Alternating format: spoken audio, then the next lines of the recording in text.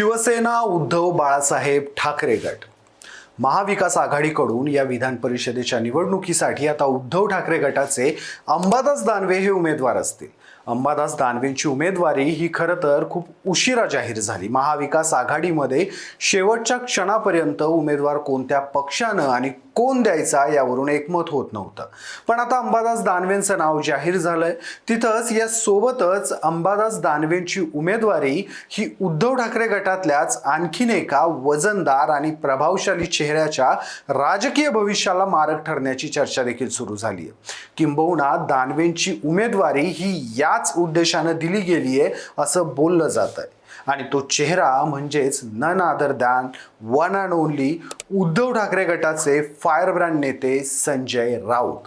आता अंबादास दानवेंची उमेदवारी ही संजय राऊतांच्या राजकीय भविष्याला कशी मारक ठरणार आहे, कोण आहेत जे संजय राऊत यांचा राजकीय प्रवास थांबवायला बघतायत, हे सगळं काही समजावून सांगतो पुढच्या काही मिनिटात। नमस्कार, मी शशी आणि तुम्ही पाहताय कट टू कट। या निवडणुकीत सगळ्यात आधी एक गोष्ट किंवा त्याला तुम्ही गंमतही म्हणू शकता ती अशी आहे की होणारी विधान परिषदेची निवडणूक ही खूप मोठ्या प्रदीर्घ कालावधीनंतर होणारी अशी निवडणूक आहे जी अगदीच सरळ सरळ होणार आहे। या निवडणुकीत 9 जागा रिक्त आहेत आणि त्या जागांसाठी 9च उमेदवार रिंगणात आहे, त्यामुळे या निवडणुकीत कोणताच घोडेबाजार होणार नाही। आता वळूयात संजय राऊत यांच्याकडे। अंबादास दानवेंची आमदारकी आता संजय राऊतांच्या राज्यसभेतल्या प्रवासात हर्डल ठरण्याची शक्यता आहे।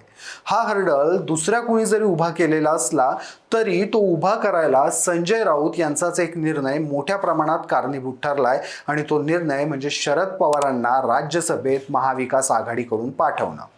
पवारांना राज्यसभेवर पाठवण्यासाठी काँग्रेस अजिबात अनुकूल नव्हती।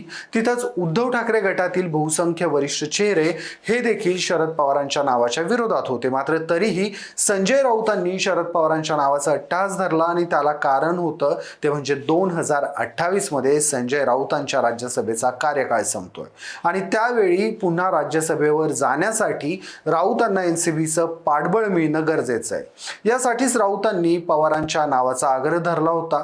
वास्तवात त्यावेळी आदित्य ठाकरेंची अशी इच्छा होती की प्रियांका चतुर्वेदींना पुन्हा एकदा राज्यसभेवर पाठवावं, मात्र आदित्य ठाकरेंची इच्छा डावलून राऊतांनी पवारांना परस्पर समर्थन दिलं आणि वणवा भडकायला सुरुवात झाली।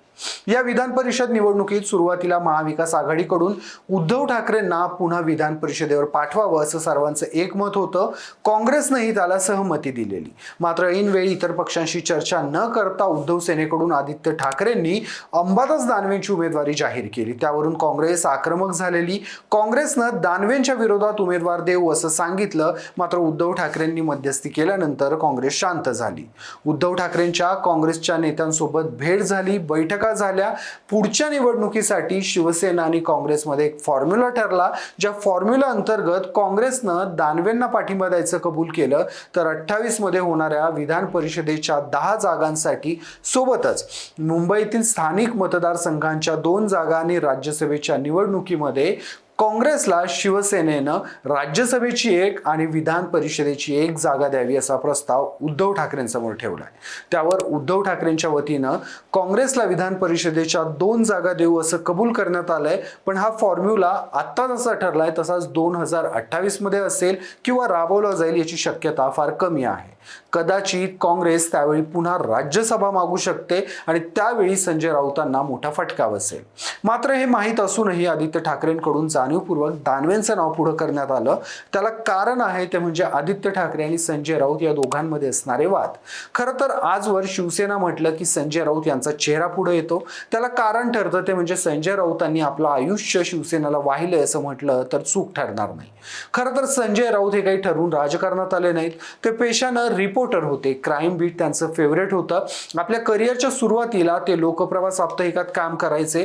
तिथं क्राईम रिपोर्टर म्हणून काम करत असताना त्यांनी अनेक सनसनाटी बातम्या केल्या।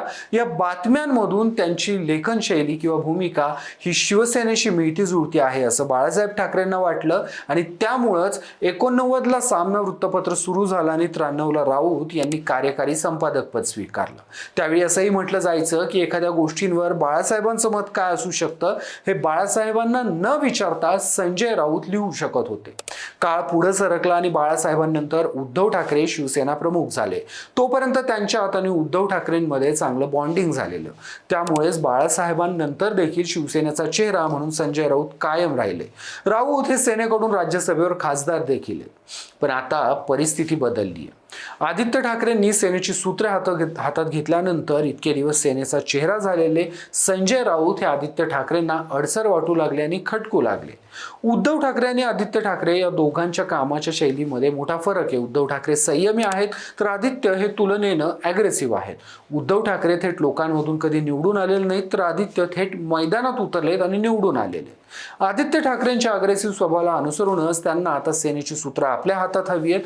त्यामुळेच राज्यसभा निवडणुकीच्या बैठकीमध्ये आदित्य ठाकरे आणि संजय राऊत या दोघांचं भर बैठकीत वाजल्याचं बोललं गेलं होतं.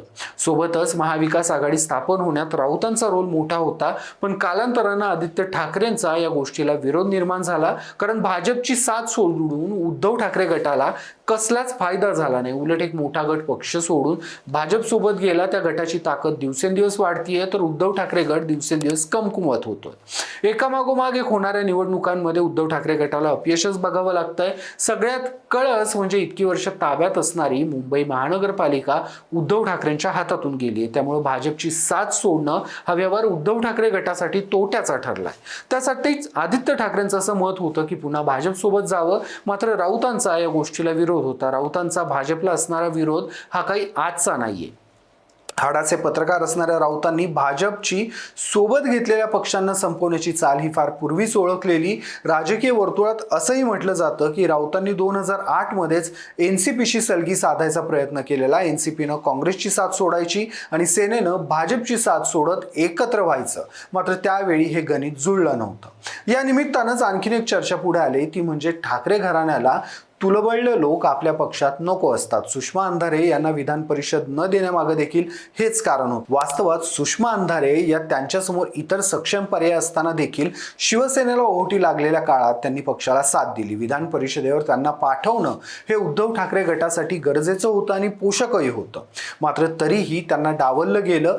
संजय राऊत यांचं देखील असंच होतंय. पक्ष फुटला, 40 आमदार स्वतंत्र गट स्थापन करून निघून गेले. मात्र अशा वेळीही राऊत हे ठाकरेंच्या सोबत राहिले. अगदी संजय राऊतांना जेल वारी करावी लागली. मात्र तरीही राऊत हे ठाकरेंशी एकनिष्ठ राहिले.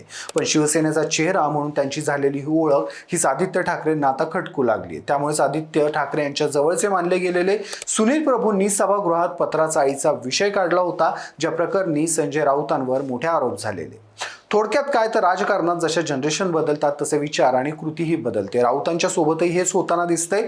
इतके दिवस जिथं सेनेमध्ये संजय राऊतांचा शब्द प्रमाण मानला जात होता, त्यात शिवसेनेत संजय राऊतांच्या डोळ्यासमोर लहानाचे मोठे झालेले आदित्य ठाकरे यांनी ठाकरेंचा शब्दच प्रमाण असेल, राऊतांचा नाही, हे सगळ्यांना दाखवून दिले.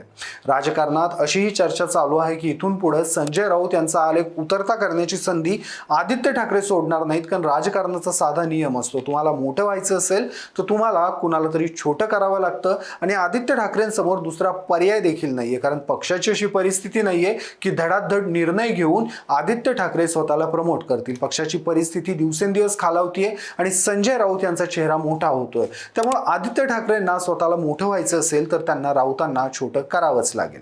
त्यामुळे इतके दिवस सो दाऊद और एक राऊत अशी ओळख असणारे संजय राऊत यांना आपल्या निष्ठेपायी मिळालेली ओळखच आता घातक ठरायला लागली असं म्हणता येईल. तुमची या सगळ्या घटनांबद्दल काय मतं आहेत? आदित्य ठाकरे हे संजय राऊत यांना विधान परिषदेच्या निमित्तानं काही धडा देत आहेत का?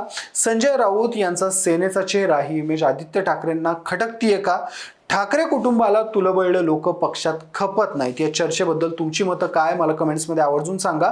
व्हिडिओ आवडला असेल तर व्हिडिओला लाईक करा, शेअर करा आणि कट टू कटला सबस्क्राईब करायला विसरू नका.